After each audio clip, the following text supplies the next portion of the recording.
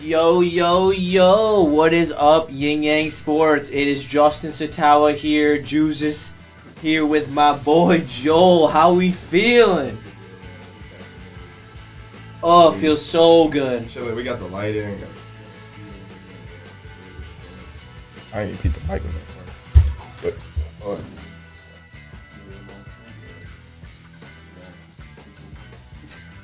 Joel just spilled water. We are back, and we are better than ever back in the studio. So hyped to be here. So the first thing that... Oh, no, I'm not doing that. All right, word. Well, I'm about to talk about the Tigers, so that's okay. Joel's going to go fix that, and I'm going to talk about the Tigers because I just need to get some off my chest. Yes, Josephine, no jail time for me, even though the sit-in protest was there, and we were there, we were locked in, we were giving it our all, and Neil's going to, I'm hoping that Neil lets me get a mugshot of him tomorrow, and yeah, we're locked in today, and I just want to talk to the Tigers. I don't want to keep it too depressing because we talked about it a ton on Big D, but I know what's about to happen. We're about to regress fat to the mean, and we're going to lose this next series to the Brewers, and we're going to go on a fat losing streak, and it's going to be absolutely brutal. And I'm just sick of, peace out, Anson. Shout out, Anson, the boy. And I'm just sick and tired of being a mediocre franchise who just middles in the middle, doesn't do anything, doesn't make any splashes, doesn't do anything to capitalize on their young talent when they aren't going anywhere. They're rentals. I just want them to do something that makes them a contender in the next couple years. I do not see this team and see a contender. I don't. And you have to make moves to do so, especially in the Major League, whether that's clearing cap or getting back little bits and pieces of capital to be able to move into this next offseason, sign some bats, maybe re-sign Flaherty. You know, even like I would love if we're gonna middle and mediocre and we trade Flaherty and he wants to come back next year when we're actually maybe ready to do something in the playoffs. That's what I want to see. I just don't want to see I don't want to see mediocre baseball anymore. And it doesn't look like the wild card race is gonna be that hard to be in and crack, which is kind of, I wish it was a better race so that the Tigers would just be out of it and I could care less, to be honest. But I love this team and I'm never gonna stop caring. Joel, everything okay with the water situation over there? Yeah, nah, we good. It's what you call it, all situated. And Justin hits it on the head. No owner support, no bats equals no contender, 100%. Shout out Justin, shout out Justin Station, shout out Mike Reed, and shout out Alan W. All of you in chat are all legends as well. So the first topic I have for you today, Joel, we going Lions heavy, just how the people like it today. And I'm going to introduce a new segment. Bro, somebody talk about no jail time for you boys. I don't even know what that's in reference to. The sit-in. Oh. The sit-in. I told them Neil was escorted out by a couple police officers. Yeah, we had to rough him up a little bit. Screaming, hey, you can't do this. I'm protesting. And he wouldn't leave. So he had to be escorted out by a couple police. So tomorrow we might be seeing a mugshot on Big D Energy. Tune in, tap in. And so this new segment I have is called Question Dump Off, okay? Like, you know, you're hitting the check down. It could be not called check down, but I like dump off. Because there's a lot of, I'm going to hit you with a lot of questions. We can decide if it's going to be a quick answer or if we're going to talk about it. I got Whatever you, you're feeling, okay? Yeah, I get what you're saying. All right. So first question, who has more yards, Laporta or J-Mo? Ooh, that's a hard question because based off the fact that we don't really know 100% what J-Mo could be, I'm going to go, that's actually a... Make sure you give us your answer in chat. Because it's like, you've seen, I've literally said after this year, I said Sam Laporta has the ability to become a Travis Kelce type. So in seeing that, he could easily, you could see Sam Laporta get about 1,100, 1,200 yards. So I would have to say, I would actually get that to Laporta. I would get that to Laporta for right now. All right. Yeah, see, I figured you were going to take J-Mo, and I was going to take Laporta. We're going to have a brief debate about it, but I think Laporta is just too reliable. Yeah, that's really what it is, And J-Mo's a wild card. And at a spot like tight end, you could easily see yourself getting like 8-10 catches, like how he did in the Saints game. Like, I forgot how many catches he had in that game, but he was like just eating and feasting. Like, when you like are at a tight end, you're already at like a mismatch regardless because you're too big for safeties and then too fast for linebackers. And with the fact that Sam Laporta is actually like able to move and route run and has like speed, like yeah, no, I definitely could see him. Alan W. thinks all-purpose would be J-Mo. Do you think that changes your opinion if it's all-purpose? I still could. I don't know. I might edge Laporta. I mean, it's gonna be close. That's crazy. Pause on that. Edge Laporta, please don't. But what you call it? What was I just about to answer? Oh, if the all-purpose a factor into it, I would say that's not really fair because I could see J-Mo getting like probably 300 rushing yards, and I'm not saying like I find it close. I see like J-Mo getting like probably 900 to 1,000 yards this season. So, if you throw in the all-purpose, then yeah, definitely he'll go over. Yeah, all-purpose is tough. And shout out Anakin Sky Ogre. I always am talking to him in chat.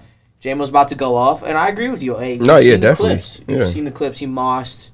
I don't know who was on him yesterday, but it wasn't even really a moss. It just was like a perfect ball placement and like a good over-the-shoulder catch. You're right. It was over Carlton Davis though.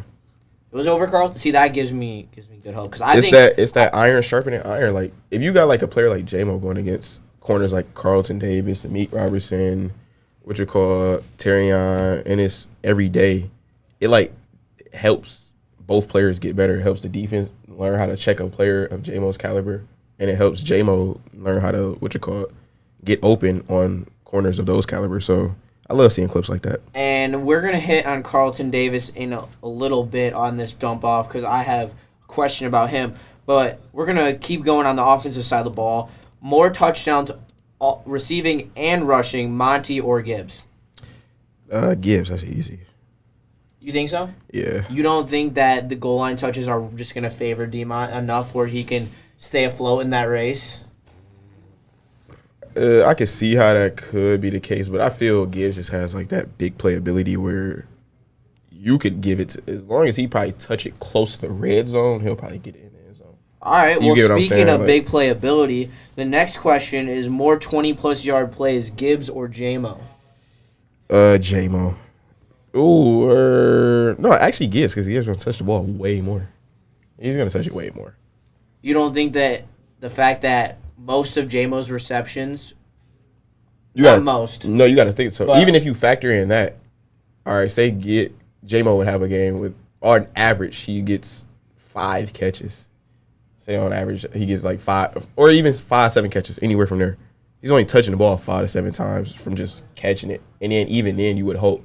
That's like, all right, now almost all of those have to be a 20-yarder. But when you like probably going to get like 15-plus touches a game just running it, and then probably like 5 to 10 catches maybe, or target some games throwing the ball. I can see, especially with like his ability to just break those 3-yard runs into like 15 and 20-yard runs. Yeah, I can see Gibbs definitely having way more. Yeah, I see the Gibbs path way more than I see the J-Mo path, but I figured it was an interesting question. No, yeah, it definitely is. I just lost my train of thought on that, but it's okay. We're going to keep it pushing. More receiving yards, DPJ or Khalif Raymond? That's like a mid-off. It is a mid-off, but it's a good question. Yeah, no, that's why it's just like, I made these tough for you. I would say that's a toss-up. I'd probably say DPJ. Just off the fact that Khalif going to probably be more of a specialist. So I'd go DPJ on that one. I think that... I think it's so close. I think some part of me is saying Khalif because the rapport is still there with Goff, but with a full offseason for DPJ with Goff gives me a lot of promise. So I'm gonna also go DPJ, but it's really close for me. There's something that's kind of holding me back there with Khalif, and Mike Reed says Khalif. Which there's an easy argument there. I 100% see it, especially because he's so sneaky. DPJ is gonna have eyes on him. Khalif is not. I wouldn't say that. 6th option on this offense. 7th. No, I'm saying like I don't think teams are gonna really be like, oh, DPJ on the field. I don't think no team's gonna say. I know, but if DPJ and Khalif are on the field, I'm saying DPJ probably gonna get on the field. DPJ gonna get on the field probably for the simple fact that he's bigger. That's probably going to be like for that simple fact alone. I believe that he probably just be, since he's bigger and like more like taller and weighs more and kind of got like the same speed, Yeah, I could see DPJ getting way more catches or touches. So we're going to flip the script on the football, and we are going to go on to the defensive side of the ball. Okay. And I'm going to ask you, who is going to be second in sacks on this team? Second in sacks. Probably be... I would hope it's Marcus Davenport. Well, this is a perfect time because Alan W. said yesterday that there was rumors that he was already hurt. He's not. He's just rehabilitating his injury from last year and coming and working towards training camp. So thank you for the clarification, Alan W. We appreciate it. And you think it's Marcus Davenport. I want to agree with you. I question his availability, though. But also I trust our medical staff.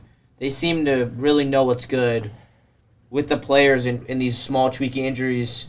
So I'm not saying that Davenport's injury was tweaky, but just all the injuries in general, especially with all the ACL tears that they've recouped from. I'm not gonna lie. How many? I'm gonna go James Houston. I think he's gonna have a resurgence. Even though I love Davenport, I don't think he's gonna be on the field enough. I feel like I don't know. That's a tough sell for me. I could change my answer on any day, to be honest with that one. Yeah, no, that's like, who knows? Yeah, that's a wait and see type of question. Yeah, that's what I was about to say. Does Jack Campbell take over for Anzalone as the main linebacker this season? I don't think so. Not this season. Not this season? Do you think I think it would happen only once Anzalone leaves the team. So. Do you think Jack Campbell has more tackles? Than Anzalone. The way Anzalone plays, I don't know.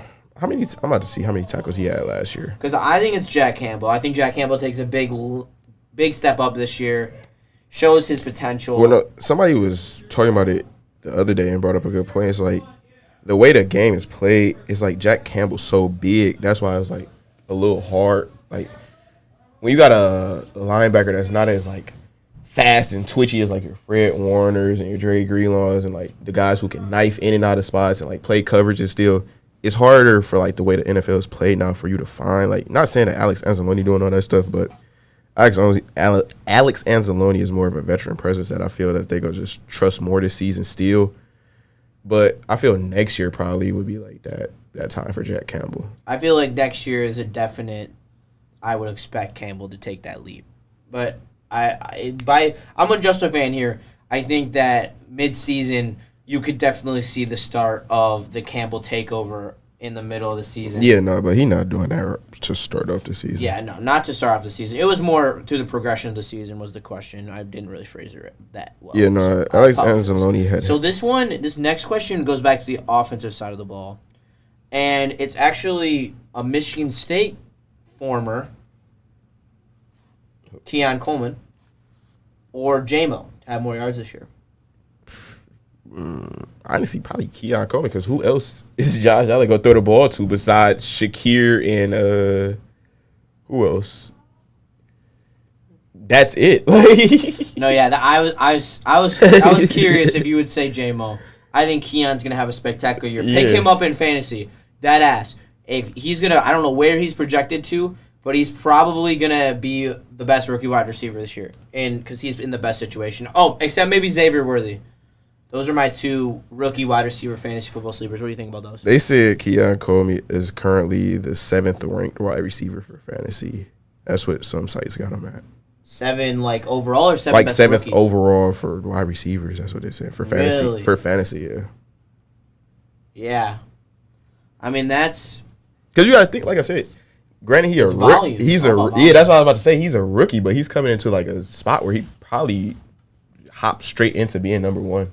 Yeah, he's definitely going to be the number one receiver for the Bills. And it's if you're willing to spend that high capital. And also, if you watch how Keon Coleman play, he's big. He big. So he's going to be a down-the-field threat. And also, he's very fast. Like, they had him at punt return at Florida State.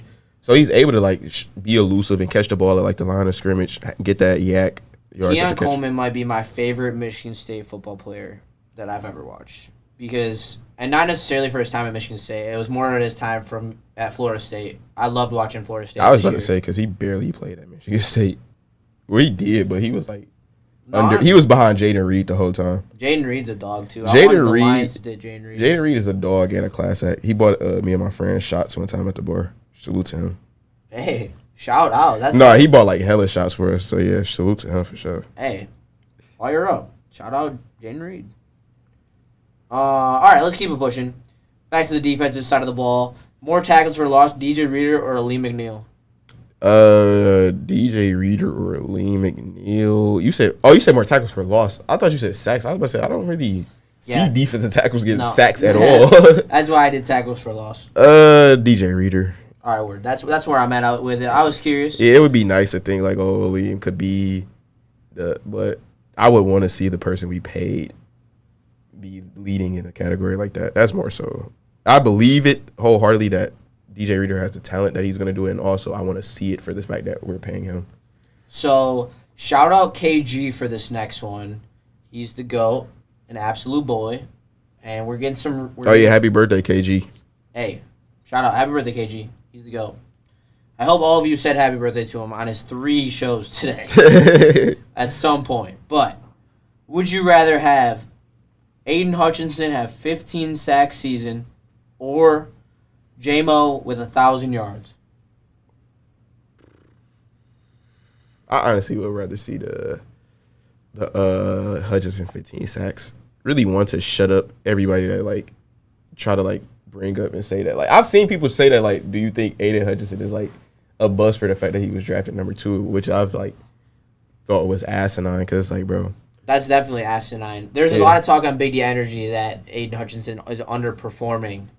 Yeah, no, that too. Like, I've seen all that. So it's like, it's one to just shut that up. And also, if he gets 15 sacks, that means, like, this defense, in my mind, that just shows that this defense is humming and, like, hitting on all cylinders. That's exactly what I said on the morning show today. Yeah. I said the exact same thing. So we are on a wavelength today, that's for sure. No, that Allen just brought it up perfectly. He said, Lions in the Super Bowl, bet the house on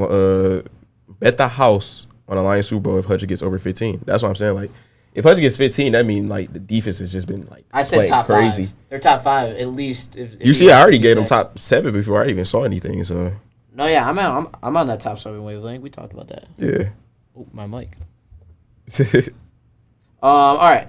So I have 2 more questions for you, but they are not Lions related. Okay, and I think they're just interesting QB comparisons for you. And the first one is C.J. Stroud had the amazing rookie year, obviously. Yeah. AR-15 got hurt. Is there a chance that AR-15 can have a season comparable to C.J. Stroud's season this year? Both of them this year. I mean, I would say no for the fact that C.J. Stroud has, like, way more talent around him. So, probably won't be able to get close to the stats that he will, like, passing-wise. But, like, how should I phrase this? Off being able to make an impact-wise, Anthony Richardson would definitely be able to do that. But the stats, like, all the passing numbers and, like, the crazy passing numbers that C.J. Stroud was getting, nah. But, like, games where he just is, like, able to lead and wheel his team, that's more so what I saw out of him last year in the little games that he played. Like, he just more so was, like, he looked like a leader already at a young age. So, I would say for that sense that he could probably be a little comparable, but stat-wise, no. How about team success-wise? No. Well... Are you sure about that? You counting going all the way to the playoffs, I don't see the Colts being able to make it to the divisional round. So, nah. You remember they were I know. I know what game you're talking about. Yeah. They were to win their division, right? No, yeah, I get that. And I could say that the Colts had just as good an offseason as the Texans. But you're saying this year, right? Like, yeah, I'm saying this year. So both of them this year. So that's what I'm saying. In that, you have to ask yourself, do you see the Colts making it to the divisional round? That's more so what I'm saying. I could definitely see that. Yeah, no, I don't see that. I don't see the Colts making it to the divisional round. Why, you don't think if they got a good draw in the playoffs that they could win? I mean, who would be like a favorable matchup for them? That would be like a high, because they would get in at a lower seed. So who would be like a higher seed favorable matchup for the Colts. I don't really. A team with a weak D line. So they're gonna run the ball over them. They have an elite offensive line, elite running back, really solid receiving core in my opinion. I think Quinn Mitchell is an amazing addition there. I think Latu is a great pick for them to shore up their defensive line. I mean, I'm not saying they're going to beat the Texans in the division. I'm taking the Texans to win that division, but I think that AR-15 they're going to be a game behind probably. They're going to make the wild card round, and I think they're going to win their first playoff. You saying a game behind the Texans this year? Yeah.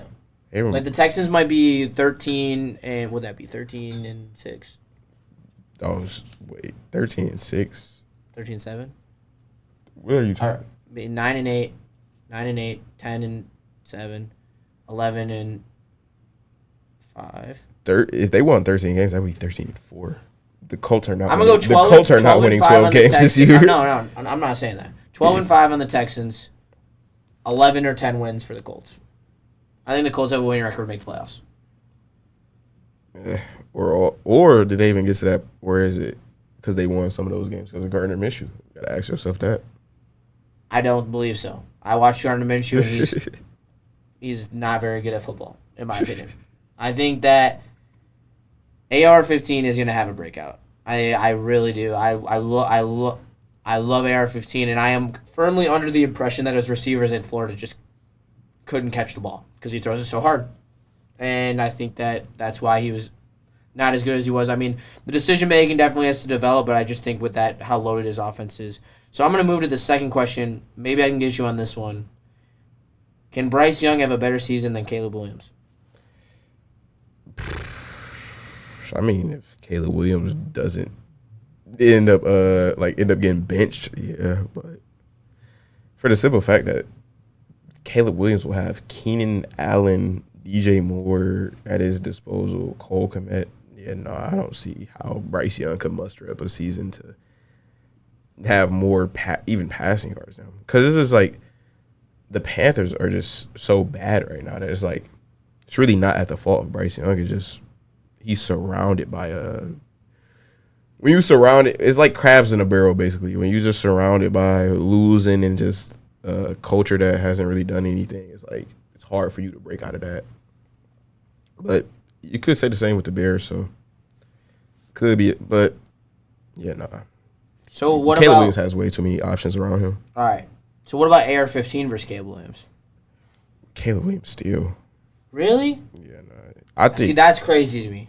I think y'all got too in love with the how many games did Anthony Richardson play? 4?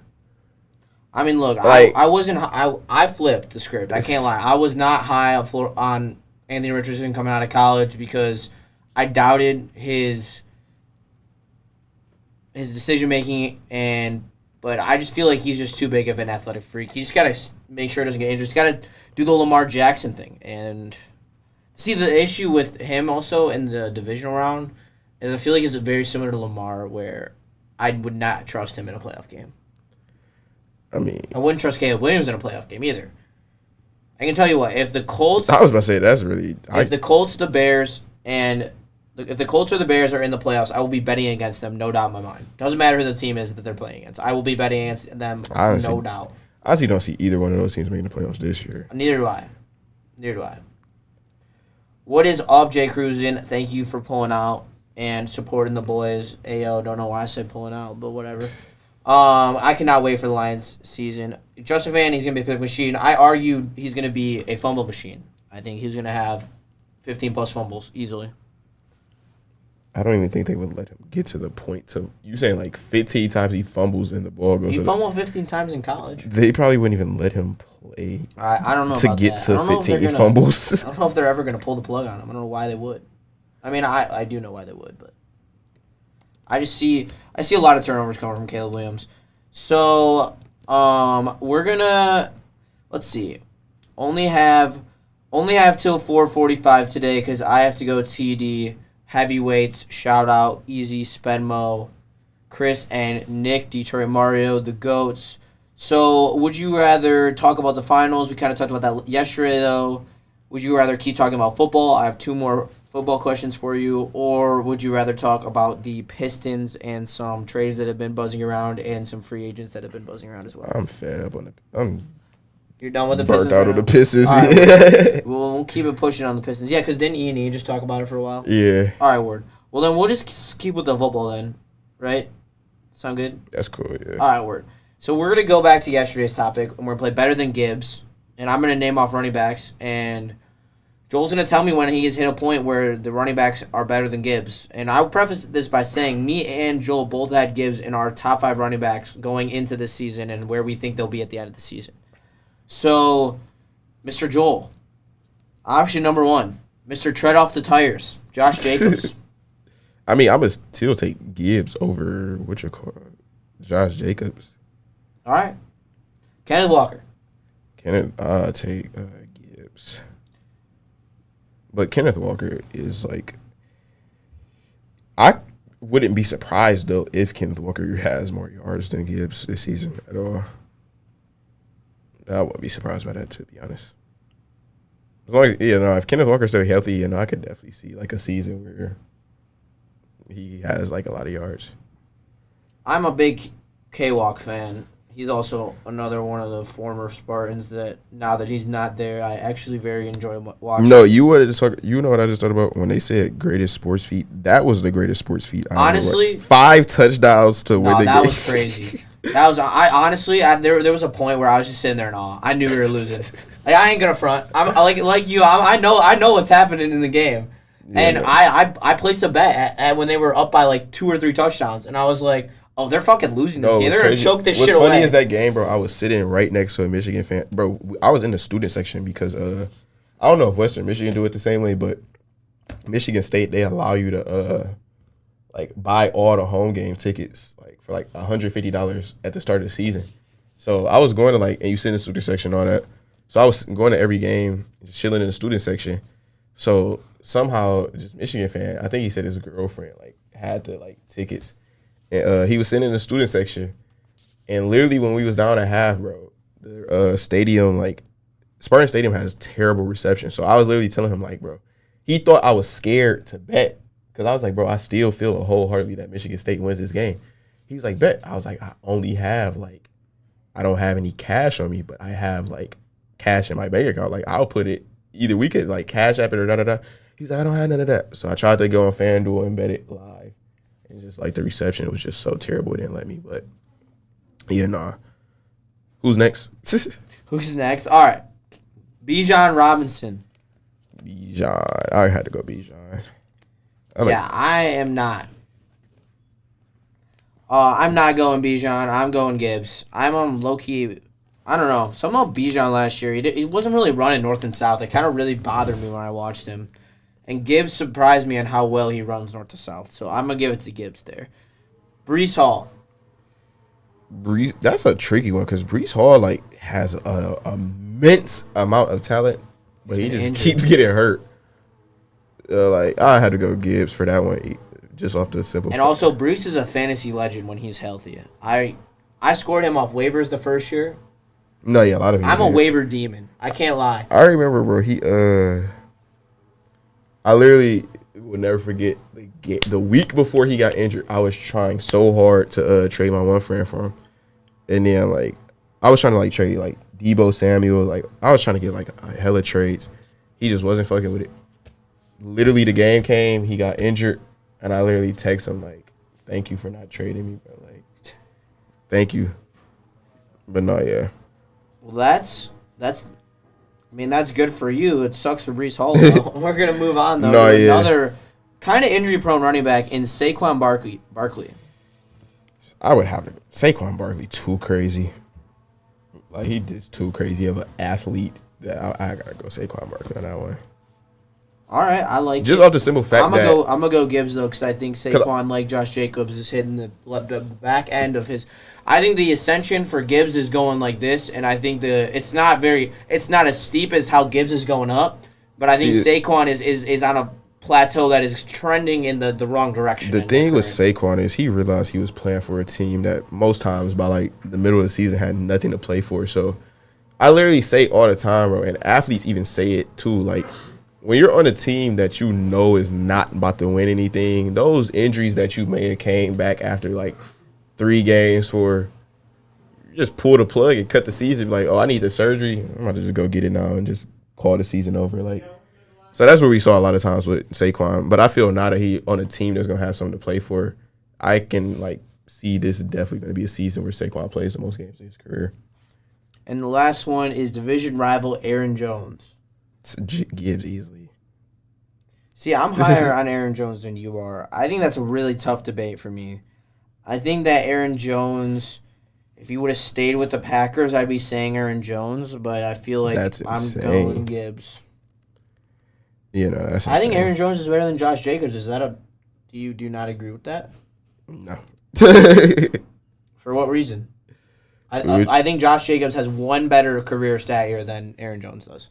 Which you could really just looking at consistency is a factor. I would say Aaron Jones definitely is a better. Well, he's not even really too much of a better receiving option, but he is a better receiving option. Way better receiver. You know, I would say that's like his plus to him. But if you're just looking at them as just running backs and just looking at skill, I would pick Josh Jacobs over. Like I said, he got just as much speed, but just but also a power and finesse back too as well. That's like all. I like more balanced backs. Well, I like balanced backs too, and I don't know what narrative you're looking at when in terms of Aaron Jones can't run the football. No, I didn't say he can't run the football. I mean, that's how you're making it sound. You're making it sound I'm saying like he can't run between the tackles to save his life. Running, who would I take over Josh Jacobs and Aaron Jones running in between the tackles? I'm taking Josh Jacobs over Aaron Jones running between the tackles. Is that saying Aaron Jones can't run the football? You gotta pay attention to semantics. Pull up Josh Jacobs' stats. I'm pulling up Aaron Jones' stats. Let's see this shit. I'm almost positive it's gonna be 1 year. You're gonna have me on 1 year on rushing, and it's gonna be that year that he touched the ball like a madman. And I might be wrong. You know, I might be wrong, but I don't think so. Because the year that you have on him with that year, he was hurt, so it doesn't even matter. Let's see here. Oh, look at those playoff numbers. You talk about Josh Jacobs played like, come on, bro. Next topic. You talking about playoff numbers? Josh Jacobs plays on the Raiders. I'm just saying. He plays on the Raiders, and you talk about playoff numbers. Come on. Hey, you can't. No, you can't be dissing. So you want? Hold on. No. So you want a person? No, listen. So you want? You talking about playoff numbers? Aaron Jones is playing with Aaron Rodgers. No, what the fuck this are was you last talking year. about? This was Jordan Love, and it wasn't even in the playoffs. So even week 16, 127 yards. Week 17, 120 yards. Week 18, 111 yards. You said Josh career stats. Jacobs can take this dick. You said he sucks. All right, listen. You said career stats, right? Last year, Aaron Jones had 656. Last year, Josh Jacobs had 805. Year before that, Aaron Jones had 1100. Before that, Josh Jacobs 1600. All right. You would have compared the third year, 799 for Aaron Jones, 872 for Josh Jacobs. Fourth year, 1100. All right, you might have me between the tackles, but you don't have me as the better all-around running back. You literally said Aaron Jones has better career stats over the years. He doesn't. I mean, you want to pull up the receiving yards too? Pull up the receiving yards too. Those count stats. The receiving yards matter too. Look, I'm not going to back down. I think Aaron Jones is better. You keep switching the argument. I don't like when people do that. I am switching. You literally brought up playoffs, and then now you saying receiving. I told you I made a mistake. I wasn't even looking at the playoffs. I was looking at. But if you want even still, okay, look, the playoffs. Look, even still, you owned the Cowboys and the. Okay, look, you said go to stats. What are the stats even still selling you? The stats are still telling you Josh Jacobs has more career numbers. Aaron Jones started in 2017. Josh Jacobs started in 2019. They had, Aaron Jones, 5,900 career rushing yards. Josh Jacobs, 5,500. In fucking 2 less years. Like, what are we talking about right now? But you're also forgetting. We also are arguing the better running back. I already told you that Aaron Jones isn't. I already said I lost that argument. But what I'm not taking is that Aaron Jones isn't a better all-around running back than Josh Jacobs. I think Aaron Jones is. Aaron Jones is a better receiver than. And at least comparable in the running game. Most of those years, pulling up the passing, 100 yards. Pulling up the fucking receiving numbers. he's 800 yards behind him in the 2 less years. So it's like, that's why I'm like, bro, you acting like Aaron Jones 800 in 2 years. He has 2 less years. What's the rushing difference again? He's 400 behind him in rushing. That's what I'm saying, bro. You tripping. You must not have been watching. I mean, granted, he played on the Raiders, so that's probably why you tripping on Josh Jacobs. But, yeah, no, you tripping. Aaron Jones makes more of an impact. Eye test. Okay, bro. Next question. Well, no, that is the last question. That's going to be it for us for YingYang Sports today. Always fun to end on an argument. We will be live tomorrow between 4:10 to 5. Or about 4. And he will be with James. No, really James. about probably 4:55, so we not like all right, stopping right before the heavyweights. To 4:55. It's going to be Joel and intern James. I'm going to a music festival, and I have to leave, unfortunately. I was going to stay, but James said he's going to come out, and I was like, I'm going to give him a swig because he wants to get involved a little bit, and James is a boy. Yeah, no, I was about to say, bro, we really, honestly, too, don't even have, like, we probably would have figured out a way to get him in here, but if you see the way where we're sitting here right now, it's no space. Nah, deadass. Literally. Maybe we can figure it out in the future, but that's a future thing. We're going to work towards that. Thank you all for tuning in. We appreciate it so, so much. Shout out everyone that was in chat today. Take Tatum 8 assists. You would change your life tonight. Take Tatum 8 assists, apparently. This is the NBA guru when it comes to sports betting. So if you want a lock tonight, take that. If you want, we'll talk about the Stanley Cup. I don't know. I won't be here tomorrow. I think the Panthers are winning the cup, so take the Oilers. And later, guys, thank you for tuning in. This has been YingYang Sports with Justin and Joel. We will catch you in the next